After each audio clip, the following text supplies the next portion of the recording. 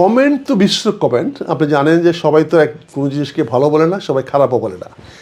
তবে আমি সৌভাগ্যবান যে আমি তো এখন আগের মতো খোলামেলা ঘুরে বেড়াচ্ছি, কাঁচা বাজার করি, বাজারে যাই। আমি সেরকম বিরূপ প্রতিক্রিয়া দেখি নাই।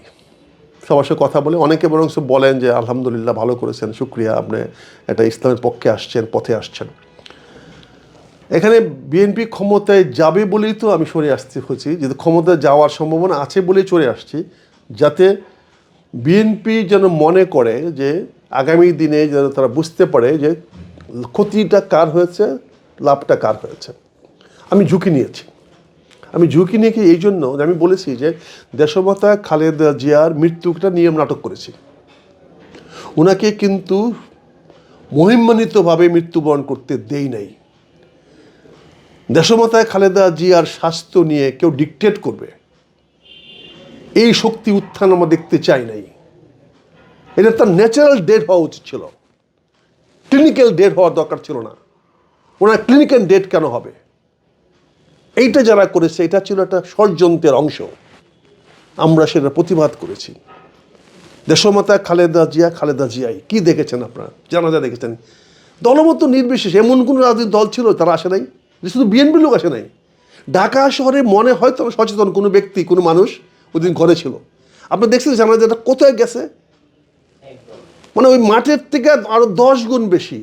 আপনি সেই কলাবাগান থেকে নিয়ে, আপনি সুবানবাগ থেকে নিয়ে, আপনি কারণ বাজারের মোড় থেকে নিয়ে ওদিক দিয়ে যদি আপনি যান একদম সেই মগবাজার ক্যান্টনমেন্টের সে গেট পর্যন্ত মানুষ ছিল, কিন্তু দাঁড়ায় ছিল, এবং তারা ওখানে দাঁড়ায়ও জানাজা পড়ছে। এবং অনেক অভিযোগ করছে এত বড় মাইক কেন দেওয়া হলো না, আরও কেন মাইক দেওয়া হলো না। এই যে একটা মহিষী মহিলা, এই মহিষী মহিলার ক্লিনিক্যাল ডেট কেন করলাম আমরা? উনি তো ইতিহাস করতে পারতেন। সেটা যারা ষড়যন্ত্র করেছেন সেখানে তো থাকা যায় না। আর থাকা যায় বলেন? আমার নেত্রীকে একটা স্বাভাবিক মৃত্যু হতে তোমরা দিবা না, মিথ্যা তথ্য দিচ্ছ। আপনি দেখেন এই যে ডাক্তার সে বলতেছে কি কত 30 দিন ধরে অপরিবর্তিত। তার মানে যেদিন উনি মারা গেছেন সেইটা অপরিবর্তিত, মানে কি 30 দিন আগে মারা গেছেন?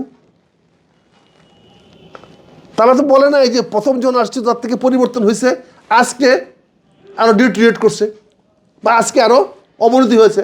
সে কি বলতেছে? 29 তারিখ রাত্রে 12:30টায় সে স্টেটমেন্ট দিচ্ছে যে ওনার স্বাস্থ্য এখনও অপরিবর্তিত রয়ে গেছে। ওনাকে ভর্তি করার পর থেকে আজ পর্যন্ত অপরিবর্তিত রয়ে গেছে।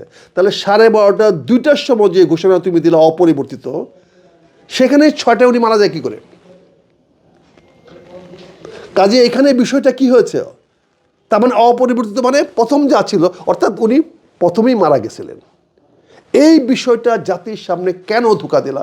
যে রাজনৈতিক দল তার নেত্রীর ব্যবস্থা নিয়ে ধোঁকা দিতে পারে, তারা যে আগামী দিনে বাংলাদেশে মানুষকে আরো কত ধোঁকা দিবে, কত বিষয় নিয়ে ধোঁকা দিবে, কত বিষয় নিয়ে বাটপাড়ি করবে, এর কোনো পরিসংখ্যান নাই।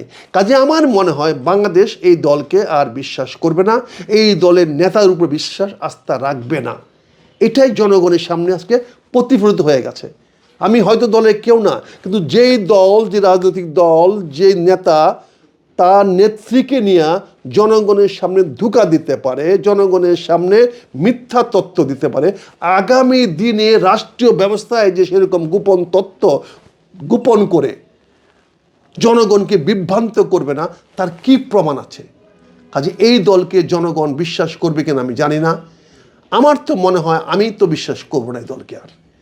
যে রাজনৈতিক দল তার নেত্রীর ব্যবস্থা নিয়ে ধোঁকা দিতে পারে, তারা যে আগামী দিনে বাংলাদেশে মানুষকে আরো কত ধোঁকা দিবে, কত বিষয় নিয়ে ধোঁকা দিবে, কত বিষয় নিয়ে বাটপাড়ি করবে, এর কোনো পরিসংখ্যান নাই।